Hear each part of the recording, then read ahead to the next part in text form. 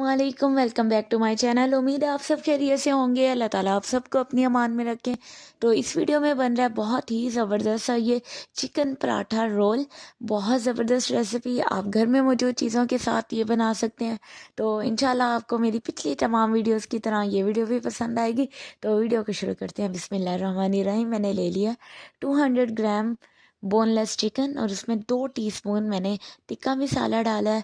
1 teaspoon मैंने half tea spoon मैंने नमक डाला है और हाफ़ टी स्पून ही इसमें सुरख मिर्च का पाउडर। 1 टेबलस्पून मैंने दही डाला है और साथ ही 1 टेबलस्पून मैंने इसमें ऑयल भी डाला है और इसे अच्छी तरह से मिक्स कर लेना है और 2 घंटे मैरिनेट करके रखा है। अब इसे फ्राई कर लेते हैं। फ्राइंग से पहले मैंने ऑयल नहीं डाला क्योंकि मैंने मैरिनेशन से पहले ऑयल डाल दिया था।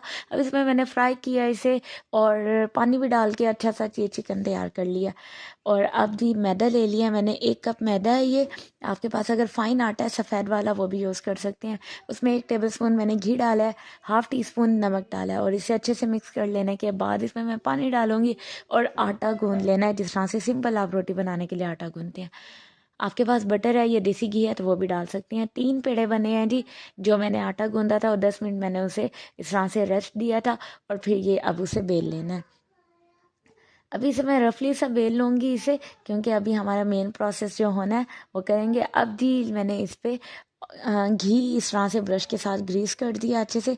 ये लच्छा पराठा बनाने के लिए जिस तरह से इसे किया जाता है, अब इस पराठे को रोल कर दिया और अब इसे इस तरह से फोल्ड कर देना है और प्रॉपर एक जो पेड़ा बनता है वही वाला पेड़ा बना लेना है और इसकी ये जो साइड बच गई है उसे अंदर की तरफ फोल्ड कर देना है ताकि वो अच्छे से कवर भी हो जाए।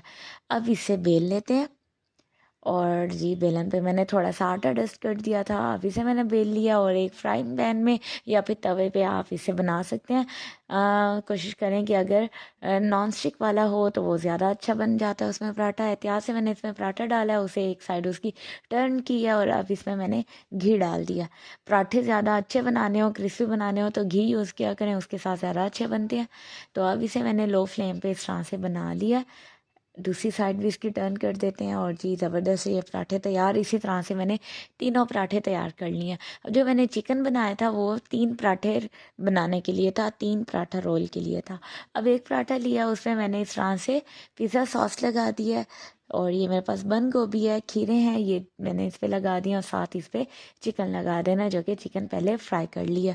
आपके पास जो भी वेजिटेबल्स हों जो आपको पसंद हो आप वो डाल सकते हैं इसमें। अब ये मेयोनीज़ है वो इसमें डाला है। तो अब बस इंतहाई सिंपल से इंग्रेडिएंट्स थोड़ी सी चीज़ों के साथ अब ये पराठा रोल अब इसे फोल्ड कर देना है। तो ये ज़बरदस्त से पराठे तैयार।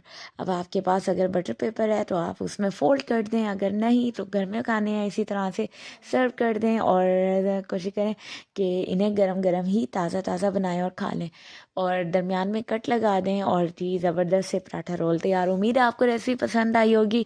कमेंट ज़रूर कीजिएगा, लाइक ज़रूर कीजिएगा और अगर मेरे चैनल को अभी तक सब्सक्राइब नहीं किया चैनल ज़रूर सब्सक्राइब कर दें, बेल आइकन प्रेस कर दें ताकि मेरी आने वाली वीडियोस का भी नोटिफिकेशन आपको मिलता रहे। अपना ख्याल रखिएगा, दुआ में याद रखिएगा। अल्लाह हाफिज़।